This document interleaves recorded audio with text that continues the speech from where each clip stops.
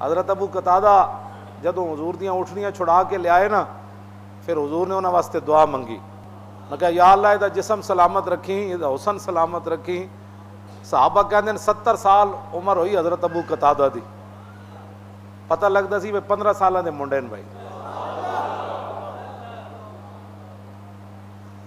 تو آیا نہ در تے کیوں بد نصیبہ، تو آیا نہ در تے کیوں بد نصیبہ، ہزارہ رنگاں وچ رنگیں دے ہاں جی، لب واں ہیں آنکھیں بند ہیں پھیلی ہیں جھولیاں، کتنے مزے کی بھیک تیرے پاک در کی ہے، جاؤں کہاں پکاروں کسے، کس کا منہ تکوں، کیا اور جہاں بھی پرش سگے بے ہنر کی ہے۔ اعلیٰ حضرت کہتے ہیں یا رسول اللہ کدھر جاواں کنوں پکاراں، کوئی اور دربار کائنات وچ ہے کتا کم دا بھی نہ ہوئے تے تسی انہوں روٹی پا دیندے ہو۔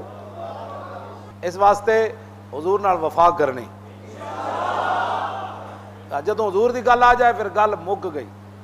اعلیٰ حضرت بریلوی مولانا عبد الغنی نابلسی، میں ملک شام جدوں گیا نا تے مولانا دی قبر تے حاضری دیتی مولانا عبد الغنی نابلسی، تے مینوں اتھے دے متولی جڑے سن انہاں دے صاحبزادے جو پیر، وہ مینوں کہن لگے اے جڑی جالی لگی ہوئی نا اے پہلے رسول اللہ دے مواجہ شریف دے سامنے جالی لگی ہوئی سی۔ میں کہا جی پھر اتھوں اتھے کیویں آئی؟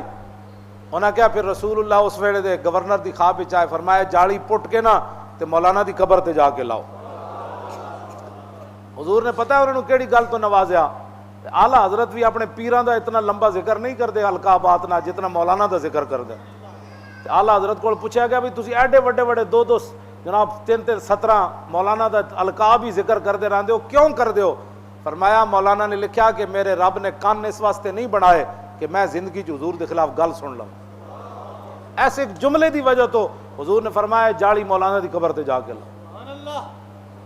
کی محمد سے وفات نے ایویں اقبال گل نہیں کی تھی، اپنے آپ نو بدلو، حضور نال وفا کرو، حضور دی گل آ جائے پھر گل کے سننی نہیں کائنات وچ کسی۔ مزید ویڈیوز اور اپڈیٹس کے لیے یوٹیوب پر علامہ Khadim Hussain Rizvi official channel subscribe کریں اور بیل آئیکن پر بھی کلک کریں۔